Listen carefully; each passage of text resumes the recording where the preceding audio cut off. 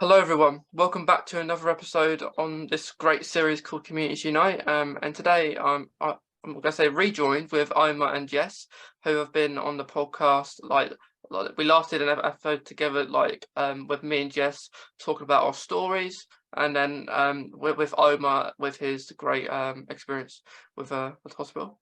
And in the episode before that, with these two great people on. Back in April, Omer was on here talking about autism and going for appointments. And Jess before was last year when she talked about her story with chronic illness. But since then we've been up to lots more. But I know everyone has. But yeah, we're gonna do our introductions. Omer, if you wouldn't mind introducing yourself, please. Yeah, gladly. So, hi everyone, my name is Omer. I'm a 6th year medical student. I'm studying in Czech Republic. This is my last year and hopefully then I'm graduating. I know Mason just through my platform. It's called a Verse MedEd, where I discuss how to better treat and interact different patient populations, diverse patients. So a lot of different categories.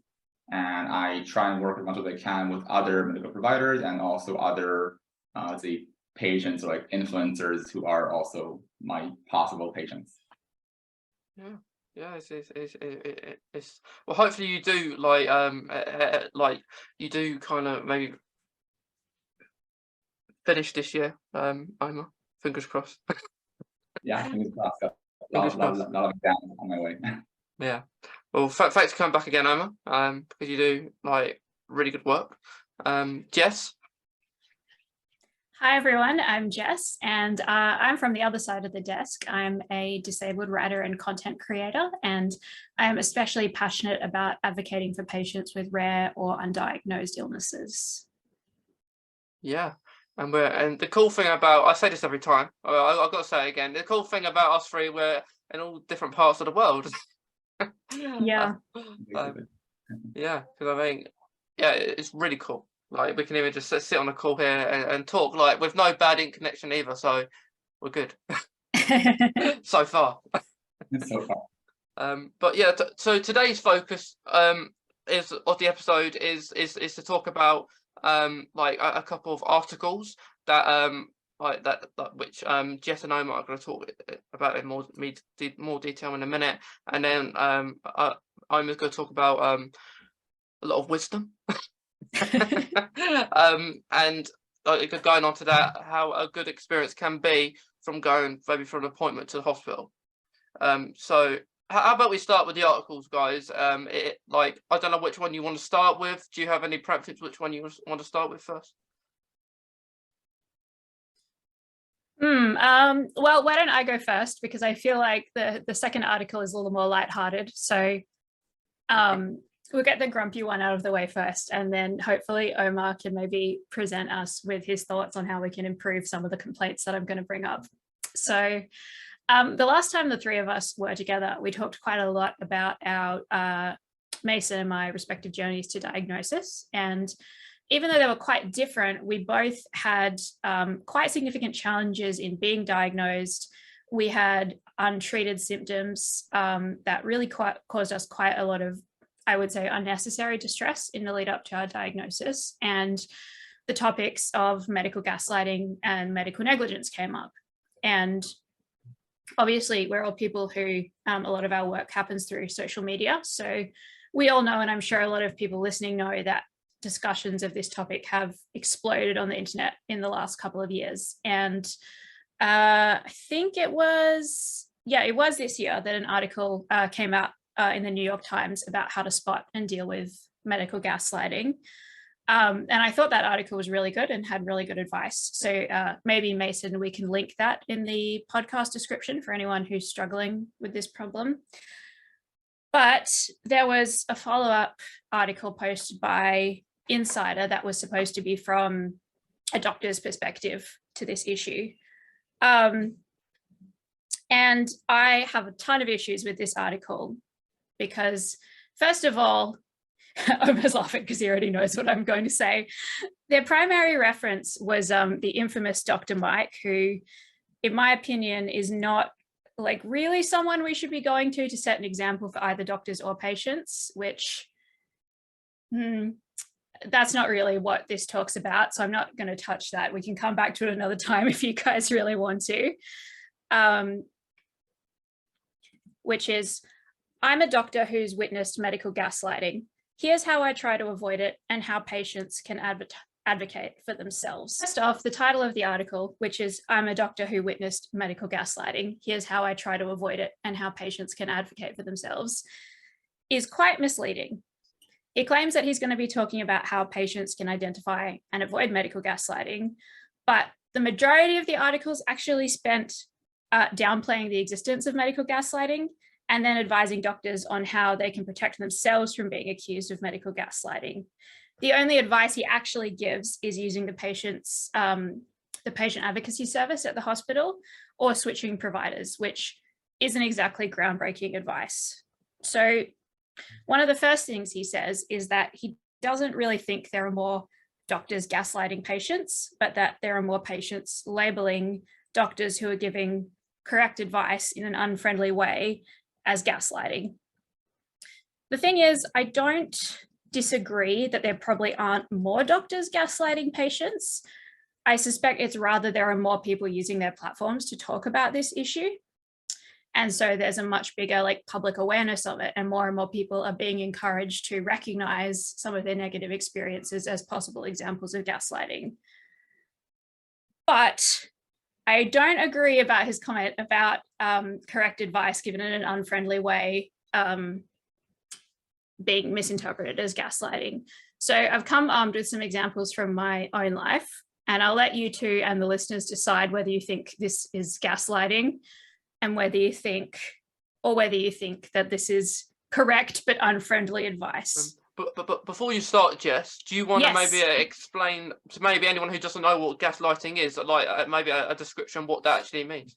Oh, yes, of course. So gaslighting is not something that's necessarily specific to medicine, but it's, I suppose, the process, which can either be conscious or unconscious, of effectively questioning somebody's perception of reality and over time warping their ability to trust their own instincts and their own perception of reality. So in the case of medical gaslighting, that could be if you have a chronic pain patient come in repeatedly trying to get help and support and a diagnosis, and then being told that, it's all in their head, or maybe they have some kind of psychosomatic problem or mental health condition that's causing their pain. That patient may unfortunately start to doubt themselves. They might even start to think they're going crazy, and that can have, unsurprisingly, a very negative effect on their mental health. And so it can sort of become like this self-fulfilling prophecy, because patients are being told that, there are mental health issues rather than physical health issues. And then that over time is increasing the likelihood of them developing mental health issues, because the person who they've been raised to look up to as an authoritative figure who's supposed to help them is making them feel like they don't know what they're talking about and they can't trust their own perception of their own body. I think that's a really good way to sort of to explain what it is, because you're completely right. It's one of the reasons why we got to talk about this, because like you say, like people are getting made to feel like they're lying, or doctors don't believe them, or try and make them sound like you say, it's all in their head. But yeah. So yeah, I'm glad that you prompted me to say that, because I think that leads in well to what I have to say. So here are the examples which you guys can decide whether you think it's gaslighting or whether it's correct advice. Number one, I was once diagnosed with hypochondria for not eating foods I was allergic to. I think it's not called hypochondria anymore. I think it might be called health anxiety or something. Omer, you can tell me if that's right or not. Number two, being told that EDS, that's Ehlers-Danlos syndrome, which is my primary disability, doesn't cause any symptoms. Number three, which is actually something I've already talked about on Omer's page, Diverse Med Ed, which was being told to stop being silly when I couldn't stand up after a surgical procedure and being discharged the next day, only to be admitted to the ER for peritonitis the following day, which is a type of very serious infection that can happen post-surgery. And finally, having a letter sent to my GP by an endocrinologist that said that I was unduly distressed by mild symptoms. And then a few months later, I was admitted to the ER again because my cortisol levels were so low that they were undetectable in my blood sample and they thought I was going to go into adrenal crisis. So do you think any of that is correct advice being delivered in an unfriendly way? What do you think, Omer, to any of those points? I think it's pretty clear what I have to say. So, yeah. I think so. I think it's great you first said what is gaslighting, because even when I first heard the term, I had no idea what that means, and I was very confused what people are implying as what is gaslighting. Yeah. I think it's good, not sure if it's the accurate one, but I think it's good you said it's conscious or unconscious, because you can be very nice and still gaslight a patient, and you can be very mean and gaslight a patient. So maybe the experience would be different, but you're still gaslighting a patient, even if you're being very nice about it. So I totally agree. And I think I've obviously picked some more extreme examples because I wanted to make my point, but I definitely don't think that doctors are sitting, deliberately plotting to ruin people's lives or anything. I do think a big amount of it is unconscious. And I think to give you like a different example of something that I would say is unfriendly advice that but is correct is my cardiologist has told me to stop drinking coffee. Now, I hate that advice. I don't want to hear that. I don't want to do that. But I know that that's probably correct advice that I need to try. And I just think that it's very disingenuous that this article is implying that patients don't know the difference between those two things. Dr. Mike goes on to blame this kind of unfriendly behavior, which he thinks that patients are misperceiving as medical gaslighting, on doctors being under time pressure or having to put a lot of information into the computer while they're working with patients. And I have to say, while this is obviously a genuine issue in the medical field, I know a lot of doctors in a lot of different countries and cities are very overworked. I hear this excuse all the time from medical gaslighting apologists. It's very easy for most people to distinguish between a doctor who is busy and disconnected or who maybe misses something or writes something down incorrectly because they're completely under the pump, compared to the examples I just mentioned where my health was genuinely just put at risk because of negligence or bias.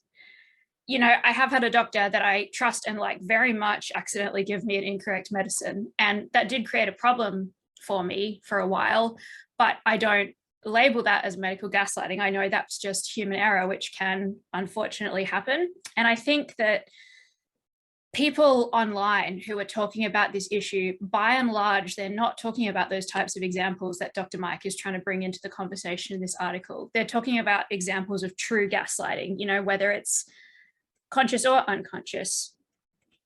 And I wanted to finish with like another story that kind of I felt really sums up the whole issue to me.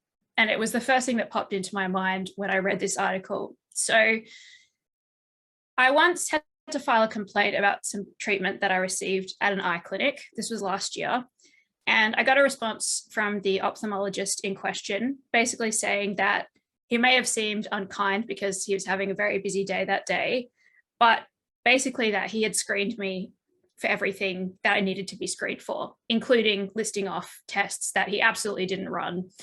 And this was a problem for me because I couldn't see properly out of one of my eyes, and I needed to be screened for specific EDS-related complications. So not only did he gaslight me in the appointment, but then he proceeded to gaslight me about gaslighting me. And that's the same energy that I get from this article about Dr. Mike. Wow. I just... he says at the end of his own article that when patients label doctors as medical gaslighters, it creates sort of like a self-fulfilling prophecy, and we need to adopt a more charitable way of thinking. And I can only speak for my own experience, but that's like the total opposite of how things have worked for me. Like before I realized the extent to which medical gaslighting, particularly of women, people of minority genders and ethnicities, and people with rare diseases, was present, I was super depressed. I was constantly blaming myself for appointments that didn't go well.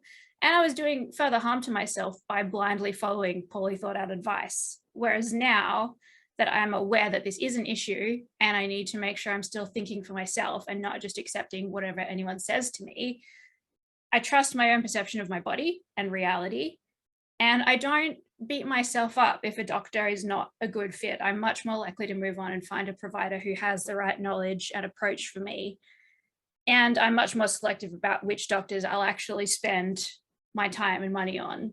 Like, I know not everyone is going to agree with this. There's a highlighted statement about, assuming that if there is an issue with not getting adequate care, that it's outside of the doctor's control, which it could be the case sometimes. But, Dr. Mike says that we shouldn't get offended and that we need to focus on what we can do to help ourselves in this situation. I am offended by the fact that I have lost literal years of my life to medical gaslighting and negligence, and that it left me with crippling anxiety and PTSD for multiple years afterwards. And I'm not sorry for talking about it, and I'm not sorry for holding doctors to a higher standard.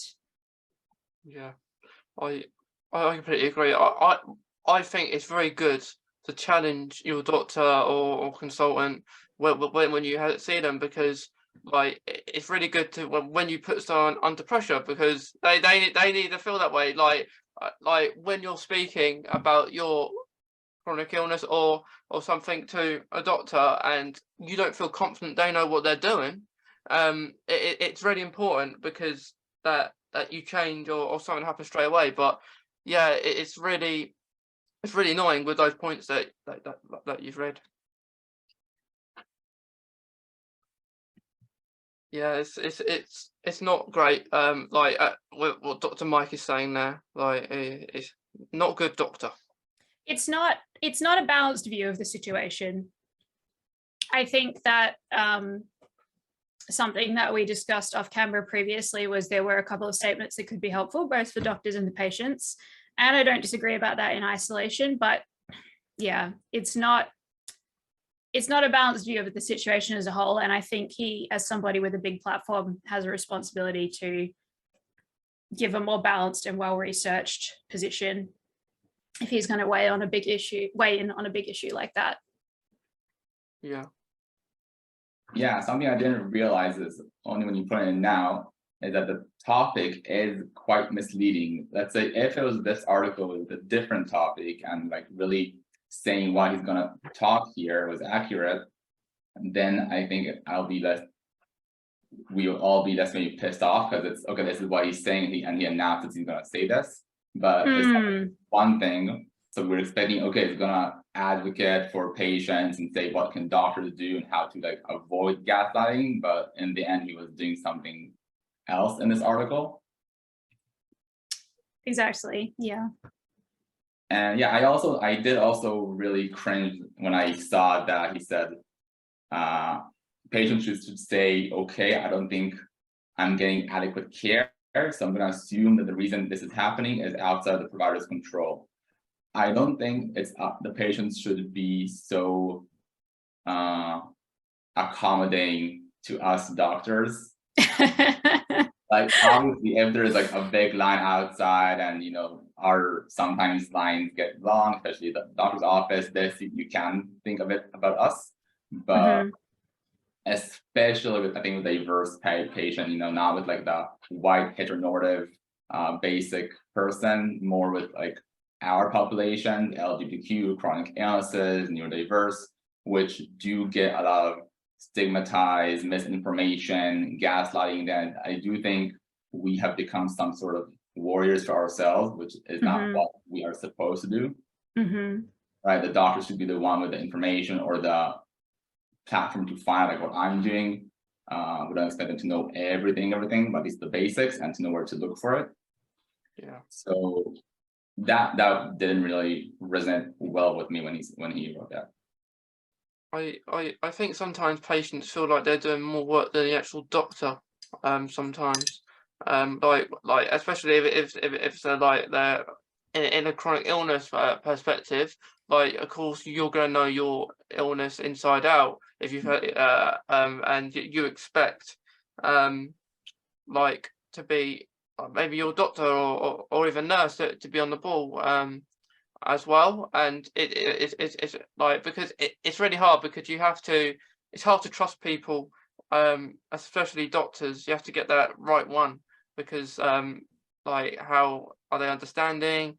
If there's people out there saying that you've got to find ways to cope with it, or stuff that's been said in that article, that is very bad, because it shouldn't be. We should be told that to do stuff like that, or get told in a diagnosis perspective, saying that you're thinking this in your head, or you're imagining it, when we would love that to be the case. Like, I think for everyone, we would love that to be the case, because we wouldn't need to be in hospital care or anything. But yeah, I think that's a really interesting point, and I just kind of want to piggyback on what you're saying there, because in the original article in the New York Times, which I thought actually gave really good advice, is they said they listed kind of like one of the red flags of medical gaslighting was blaming physical health complaints on a mental illness or on some kind of psychosomatic issue, but then not providing the patient with adequate mental health services. And I thought that was a really interesting point, because it's almost twice as bad, because it's not only is it, if the patient does have a genuine physical health issue, it's very harmful for them to be told that, but it's then going, oh, and by the way, I also don't really think of mental illness as a real illness, which of course it is. And if you do have a mental health problem of any kind, regardless of whether it's manifesting as a physical feeling or not, you deserve equal access to support and opportunities to get better, or at least find ways to cope with it. And yeah, it's just quite disgusted with this whole topic, to be honest with you. Yeah, you're not the only one. But yeah, it's not nice. Like, hearing about all those kind of like things that, like, they're saying, like I'm sure, like, people listening, watching will agree as well that it's not on, and like you shouldn't, it shouldn't be the case, like you're saying there, Jess, and you as well, Roma. Like, do you have anything? Does anyone have anything else to say? Anything more about the article? This actually reminded me of your previous episode, I think, with Jacqueline, right? You were speaking about girls, women, and autism or ADHD, neurodiverse. So I think, to give a more, let's say, mild example of medical gaslighting, it can also be just a very young girl who's misdiagnosed or not diagnosed, that either she's autistic or even ADHD. And just because the doctors nowadays, we don't really know what to look for in women, because most of these symptoms we look for are more for men, and women might have other symptoms of autism or ADHD. So it could also be someone could go for years until her like early adulthood, thinking, oh no, I don't have it, I'm not this, because the doctor said multiple times I don't have these symptoms, and then she does have ADHD, or she's autistic, or anything else. Yeah, that was a very interesting episode, because like after the episode, Jacqueline, we did an episode about the differences between America and the UK, like kind of like autistic kind of systems, or autism systems, and it was very interesting. Like, we brought up a point about the hospital, like that kind of things is very different, and also going to the use of a toilet in school. And the difference was, where in her experience was that they had, if they needed a toilet, you had to wait the whole class. It would be like a day trip to the toilet, like I think maybe once a day, and and if you do something wrong, it really much reminded me what she was explaining of the cane. and it like you'd get punished if you said one thing or something wrong. And I thought that was really, really bad. Hearing about that, and I said well done to her for even saying anything about that, because it's a very hard topic to talk about. And we brought up like bullying as well, part of that, which is very sad, that stuff still happens, I think. But Omer, do you want to go on to the other article? Yeah, for sure. Yeah. So the other article was actually about a TikTok video that was posted by this TikToker. This lady went to the doctor and she noticed that the doctor was looking up something on YouTube for her treatment. And her TikTok was very negative about it, kind of like laughing about it, like she's looking up and she's my doctor. So it started a big debate on TikTok, and that article was basically discussing whether it's okay or not okay. So I do have my opinion, but I would love to hear what you two think. Jess, do you want to start? Yeah, this is kind of a funny one, and it's not like totally distinct to what we were talking about before, but I liked the article that you sent us that sort of covered the phenomenon and public response around that TikTok video. I kind of like that it acknowledged that it's maybe not a totally black and white issue, and that there's kind of two sides to the story. I have to say, like, for me, I felt like her approach to it, you know, filming the doctor and stuff, presumably without them knowing, was a bit off. Like, I don't really think that was the right way to deal with it. But ignoring that, for me personally, obviously coming from a background as someone who has like a lesser known pathology that not all doctors would know about, I would like it if somebody took the time to look up an illness or a symptom or something that I was experiencing, and making sure that they had the most up-to-date information on what to do for me. Like, I think there was a quote in there by a nurse who said that you want this over the doctor who thinks they know everything but doesn't. And I really strongly agree with that. But on the other hand, like, I can understand why a patient who maybe hasn't had that chronic illness background might find it a bit disconcerting, like seeing someone just go on YouTube with no context during a professional consultation. And I kind of wonder if like this whole thing could have been solved by the doctor, like maybe making some kind of statement to the patient, like, okay, so you have like, I think it was a cyst, right? Yeah, you have like this type of cyst. I'm just going to double check like what's the most recommended way of treating it or something, like, just so like the patient knows what's going on in their head and they have some context about what's going on. But I also wanted to find out, Omer, what you thought about that. Like, what would you do if in that situation? Like, do you look things up when you're with patients? Do you think that that's unprofessional? And if you did have to look something up, like, would you say something to the patient about why you're doing that? Well, I really like what you said. I think just being clear with the patient, because from I saw like a picture, I didn't see the video, I saw a picture of the TikTok video. It's very clear the patient had a very clear visibility lane towards the computer the doctor was looking at. Yeah. So I think we should always assume the patient can see our computer. Not every time it's like more towards us and they can't. So just when you're using a computer in front of a patient who's sitting there waiting for you to talk or to do something, always assume that they might be looking at your screen. So just say what you're doing, and like maybe don't do stuff you shouldn't do on the computer because they might see it. But if you just told her, hey, listen, I've done this procedure, but your cyst is something this, or just want to see the latest procedure I've heard of and it's better and it'd be faster and less painful, or I think it is very reasonable for doctors to look up stuff. If that same TikToker would have seen the doctor open a very, very big, fancy looking medical book, she wouldn't have said anything, because yeah, no, she's opening a medical book, it's very clear what she's doing, she's gonna read up something. Nowadays we have computers, so it's very okay to look up a PDF or some medical website, or a video to like remind you how to do a procedure you haven't done in a while.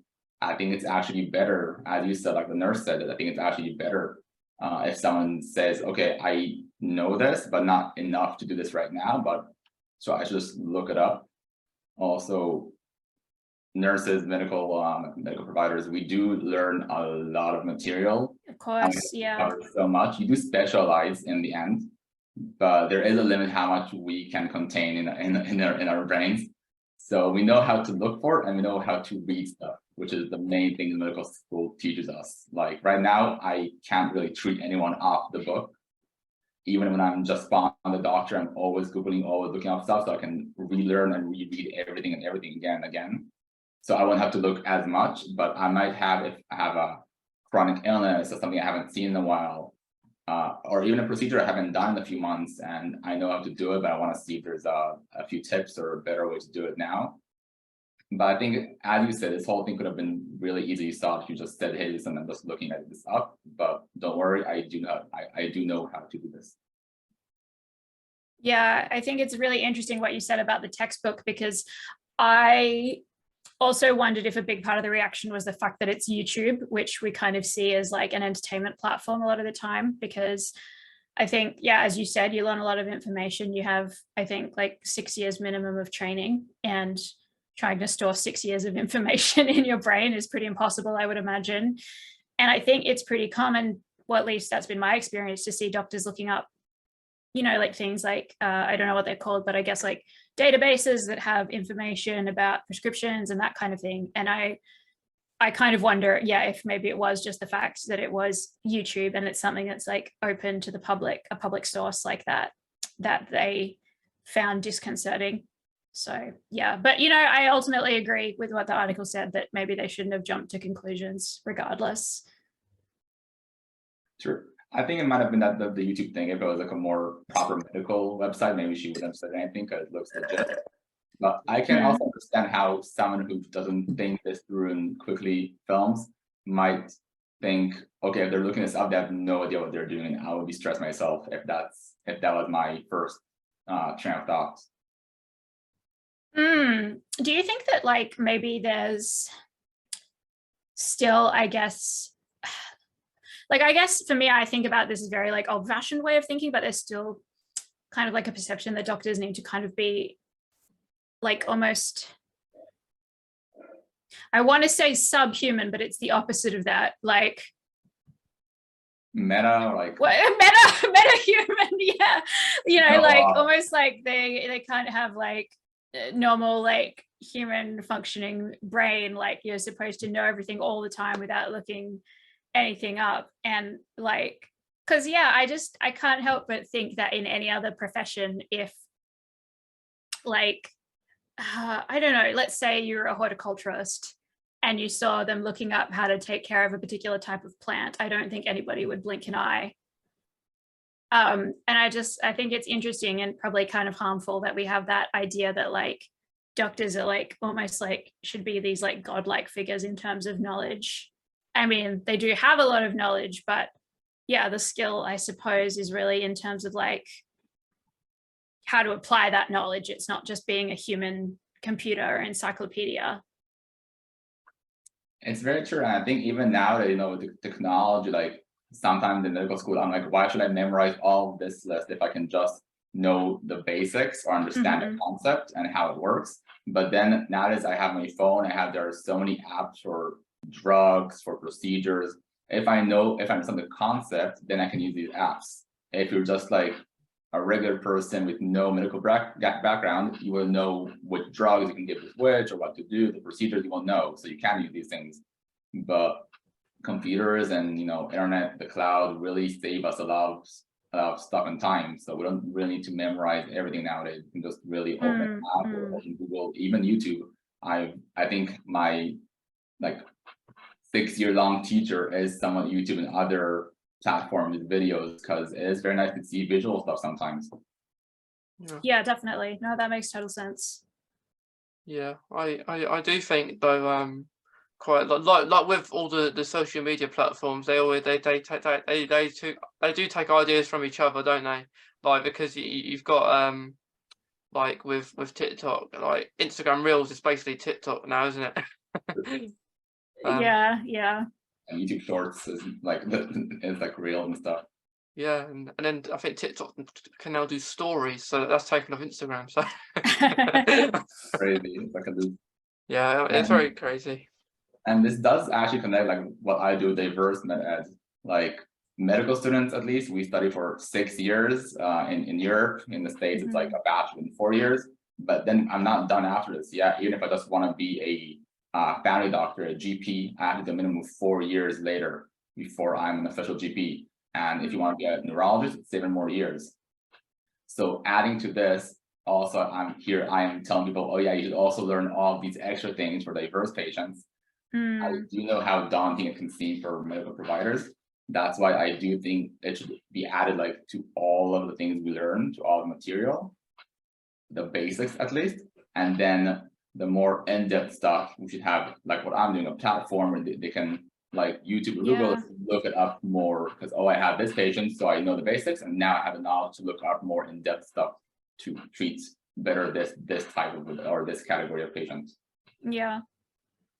Yeah, I think that's a great idea, because it's almost like, I would imagine it's kind of like similar to, you have a certain level of knowledge about treating like different conditions or situations, but you have resources to look more into that. And it's like applying that same logic, but to different types of patients and people, which have been like maybe historically marginalized. Yeah, exactly. That's why I'm trying to like tackle this in both ways. Like, yeah, my platform is exclusively for diverse patients because of this like many years of discrimination and lack of info. But I am hoping in the future we'll have more and more books that already have some of the, at least the basic stuff, more like as part of the material integrated. Yeah, I think that's a great goal to have. Yeah. Yeah, I definitely agree as well. But with my opinions on the article, which Omer mentioned, I agree with what everyone else is saying. But like with it's good when you people are honest, like, because if it's like if they're just hiding things, like going on YouTube, maybe even if it was something else. If I think the main focus of it is if the doctor or nurse actually tells the patient, like regardless of maybe what site it is, if they're honest, it puts them in a better situation rather than like just going on YouTube, which like it is annoying. Like when like I've been in situations, it's maybe not the same, but I went for my flu jab about earlier on this month, and I go in and I say, do you know why I've got Crohn's, yeah, you know I've got that, and they said no, and I was thinking you should be knowing this, like it's maybe not the normal pharmacy I go to, but they should still know it before you're actually going for any sort of appointment, which is really annoying when you have to explain yourself, and you shouldn't have to. Like, I'm not going to explain my whole story with Crohn's to this person, but at least you know that I have it. It's the reason why, because I went into a side room with not lot of people. But yeah, it's very annoying. But I think the key of it, what Omer is saying there, if you're honest, you're in a better but much situation rather than just hiding behind the screen, typing on what maybe the illness is. This actually made me think about what you said about it's also has to do with the gaslighting. I think nowadays also there's more of a trend to trusting our patients. Like, if in the past, if I was a surgeon, I would just say, oh, I think you should do this surgery. Nowadays we trust the patients more and we give them all the options. You can do A, B, or C. You can pick what best suits you or what you think. I think also just trusting more our patients, obviously not sharing something like, oh, I think you might have cancer, let me look it up. But saying, I have a few ideas of what you may have. I'm going to look on YouTube, or I'm going to look now in a few books. Also, maybe then just with experience, even if there was some gaslighting, if they just trusted me more and shared what they're thinking, and us just kept it within themselves and said, oh, you don't have this. If it's more trusting the patient, if he's telling me this, I should at least trust him now and continue with their train of thought. Maybe some of this could have been avoided. Yeah, I agree. And also like the ability to just say, I don't know, I think that's very scary for a lot of, well, probably a lot of professionals in a lot of fields, to be honest, but I think especially in medicine is like, I would have much rather certain people had have just said, I don't know, you need to ask somebody else, or let me send you on to this person to look at it or something, you know? Yeah, I think it starts from a young age. Also in medical school, if we don't know, we sometimes get very berated by the teacher. And oh, really? Okay. So yeah, it's a deeply rooted cultural issue, really. Yeah, it's Yeah. deeply rooted. And then I see younger like doctor teachers who do the same thing to us, and I just imagine how this would go down the generations. That's really interesting. I never thought about that before. That's yeah. Like speaking of young age, you do get quite a lot of young nurses and doctors nowadays, so that makes sense. But yeah, it is useful. Like in situations what me and Jess have discussed before, if someone just says I'm unsure, and rather than lying, saying maybe saying something like, which has happened to me before, like I don't want to make you uncomfortable, like I'd rather you say that you're not comfortable because of something that you've got to do. You're not comfortable to do it. Just get someone else to do it, who maybe knows a bit better background, or even be there with them and learn more about like maybe the area you're evolved around. But it's very interesting. But how about we move on to Omer, talking about like your lovely wisdom about yeah, Omar, can you just tell us how we can solve all of these problems, like in a kind of quick 10-minute soundbite? That would be great. 5 seconds, and give us and we're done. But Omer, how do you go about like preparing for appointments for different types of patients? Yeah. So gladly. So just again, I'll say I'm still a medical student and I'm always learning. So everything I might say now can change. And I have yet to really, work alone in a clinic or hospital as a doctor. So I know what I say is very nice, but we'll see if it's practical once I really start working. I do try and consider always like once I graduate and I'm an official doctor, I do try to make it practical. And I know I might be a bit naive now because I'm still a medical student in the end.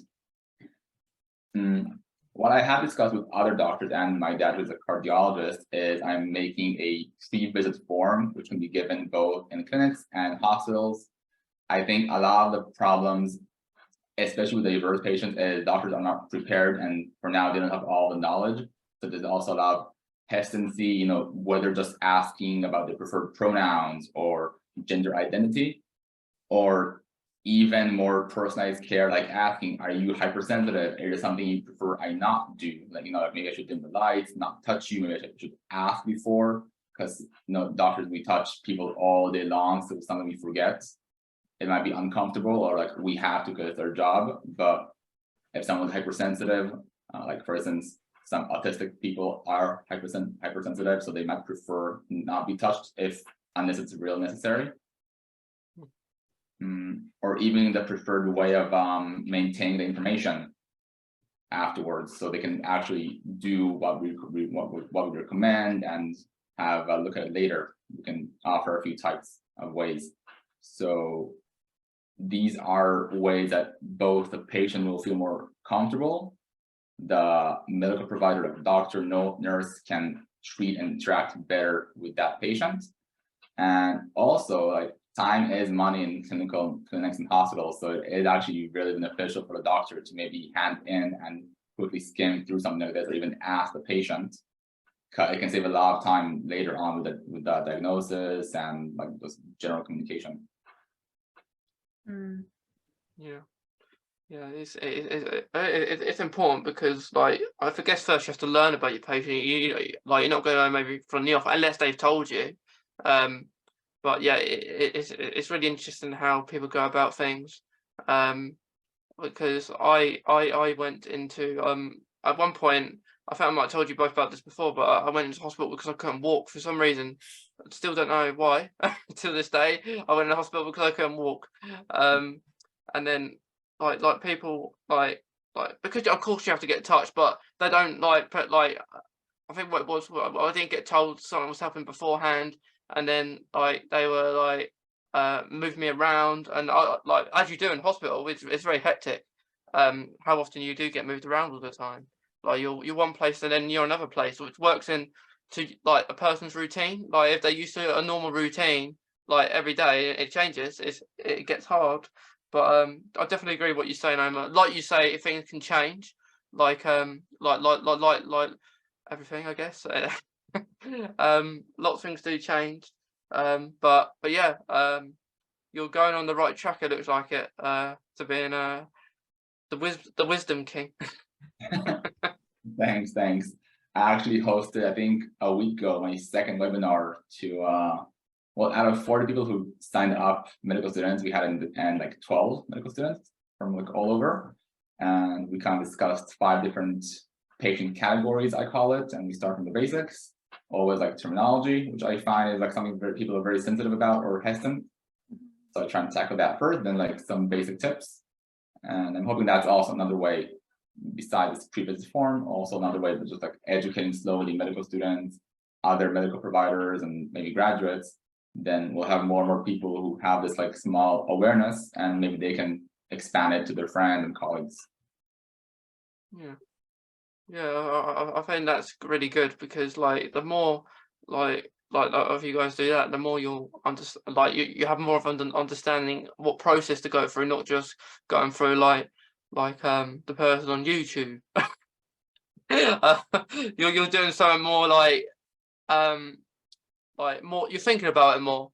I guess the doctor on YouTube was thinking about it, but wasn't thinking about it enough that it may offend someone while looking at a possible illness with the patient in the room. So I think it's important when to maybe like you said, Ima, before, just to tell them that what you're going to do, or just saying, not because you're not really concentrating on the patient in a way, are you? If you're looking at something on the computer when they're in for a specific appointment, and they may want answers, and but yeah, lots of good processes to go through. Yes, because we covered before about but being the truth of having the patients and stuff. But do you think anything else is missing from a happier visit to the hospital? Yeah, so I think what I have to bring to that conversation is probably more from an accessibility perspective. So what I find is that even though there are usually accessibility services available, it can be quite hard to find out information about them. And I think especially as a younger patient, when my level of mobility declined, I didn't really know anyone my own age who had been through that. And so I didn't really know how to go about accessing things to help with accessibility. And I wasn't really sure who to talk to. And it's not always clear, on hospital websites and things like that, what type of assistance is or isn't available. So for example, big hospitals normally have porters and stuff like that, so that if you can't walk a long distance, they can help you out with a rented wheelchair and with pushing you around. But just having the security of knowing that type of thing ahead of time. The big thing that I would like to see change is the assumption that people with reduced mobility will always have a support person with them. Not everybody has that luxury.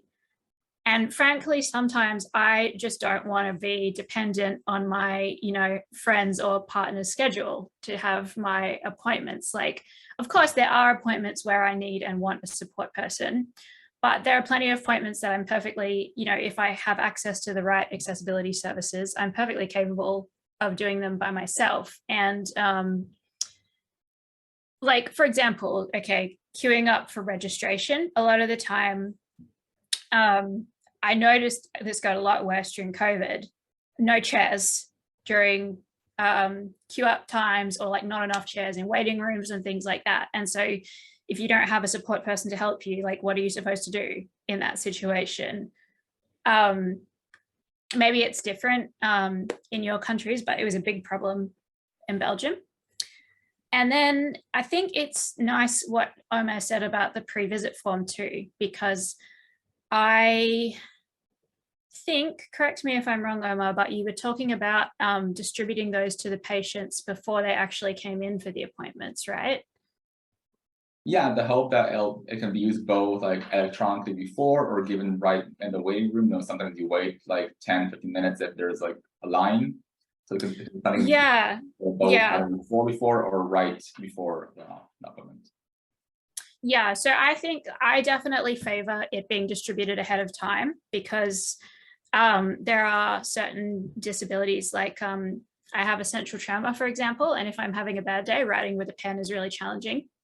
And it's really like, it's not like I can't write, but it's really difficult to write legibly. And that's a problem if I'm trying to communicate something that's really important for a doctor to know. And, you know, things like it's not really comfortable to sit there with your knees up, writing on like a little clipboard, especially if you have like chronic pain problems and things like that. And I think just giving patients the freedom to be able to do the form on their own time, at their own pace, maybe with the help of an adaptive device or with someone to be a scribe for them, just really adds to the level of comfort and to how much detail you'll get out of them in the form.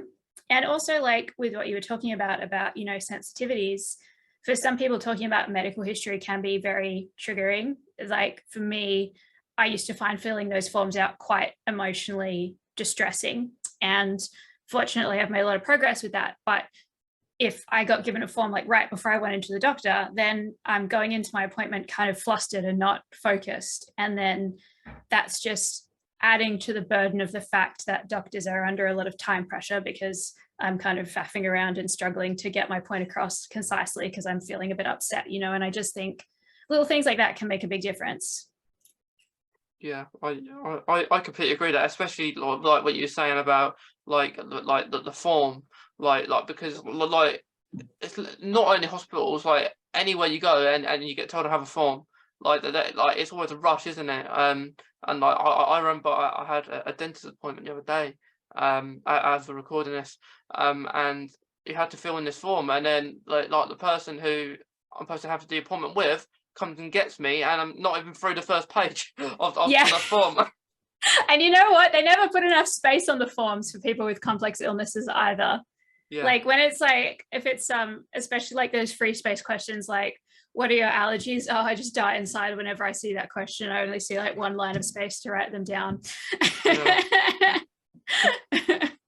I am a big advocate for like everything being electronic. I myself have a horrible handwriting and I write really slow. So once I push this out, I do prefer, I think it's better doctors or anyone who will use this will have it as an option to be used before even they come to the hospital. Yeah. But even better, even if it's there, just fill like in a Google form or electronically and then have it somehow in the doctor's system or sent to him so you can view it. I think it's better also for both sides. Yeah, I think that's really good. Almost like an interview kind of thing. Like send an email with the form in, and we can fill it in beforehand, rather just saving us time, because like so some people get really anxious about even going for appointments. And like you just want to go in and out. I know what I do. Like if I go in a place and it's really packed, I don't. So what happened was for that form I had to go outside because there were too many people in there. And then I got called in, so I was doing it on the car bonnet, like the form and that. Wow. and then he comes out to tell me you got to do it, and then he asks you to certain things, and I just tell him. And but yeah, not a lot. There's lots to fill in and so little time. Like yeah, love the idea that you guys are putting out there, like just saying do it beforehand, save us a lot of hassle and stress. Yeah, and even if it's filled beforehand, let's say, and I view it a day before, I see, okay, Jess says she's gonna come with a wheelchair or she's a wheelchair user. So I can even either email her or just I'll know, okay, I should have someone with me in case I would like some help to move her to the examination table so I can examine her while she's laying down. Otherwise, by myself, I won't be able to do it, and I can't trust that she will bring someone because this is not on her. I need to provide the service, the hospital, the clinic. Not she shouldn't have to bring someone just for a visit, just so someone can help me. Let's say move her to the examination table, and she deserves also to be examined equally. So if I need to examine someone on the table, she should also get that opportunity. Yeah, 100% agree. Yeah. Yeah, I agree too, because it just makes things so much easier. And yeah, we wish she was around like 100 years ago. But yeah, I think we pretty much covered all that we need to cover. But I'm gonna give you guys a chance if there's anything else that you want to say. I'll go to Jess first, then Omer, just so it sorts you guys around from the beginning. Like Jess, is there any last things that you want to say? No, I think we've covered everything. Yeah, thank you so much for having us back again. Yeah, it's been great having you on again, Jess. Thank you. Thank you. Omer? Yeah, Sam, this was a really illuminating conversation. I've actually written down some notes. I never thought about having like more accessibility info and hospital websites and such things, like having it clear.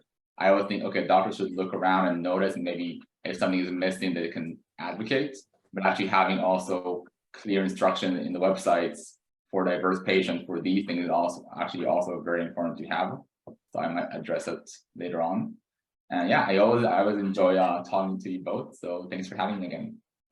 Yeah, and I think you both do really good work. Like with Omer, it's good. So like sometimes you're asked, like me and Jess, I know you asked about an autism post, like I think a few months ago, like if I'm doing it right, and I think that's really good.